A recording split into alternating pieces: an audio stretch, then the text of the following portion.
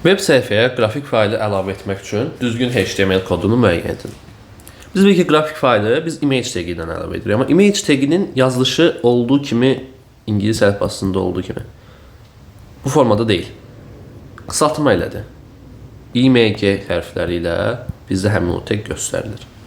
Və biz bir ki, tag də bizdə necə göstərilir? Böyük kiçik simvolların arasında göstərilir. Image tagi də sadəcə bir dənə olur. Məsələn, bunun daha sonra bu formada bağlanma tagi yoxdur. Sadəcə bir tagin arasında inirik, onu yazırıq. Və bu bizə göstərir ki, nədir? Biz şəkil əlavə etməliyik. Daha sonra biz şəklin harda olduğunu, yəni ki, yolunu və ya da adını və s. yazmaq üçün nə edirik? SRC-dən istifadə edirik. Source sözünün qısaldılışıdır. SRC dırnaq içərisində onun olduğu yer yazılır. Daha sonra isə biz həmin şəkil yükləndikdə, məsələn, bir problem yaşansın, məsələn, həmin yolda həmin şəkil tapılmasa, internetdə problem və s. olsa, həmin yerdə hansı sözün göstəriləcəyini üçün altdan istifadə edirik. Burada biz nə edirik? Həmin o şəkil açılmasa, bizə hansı yazı gələcək onu göstəririk.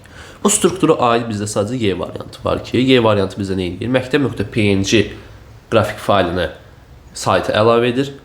Əgər ki, bizdə burada problem yaşanarsa, empty sözünü bizə göstərir.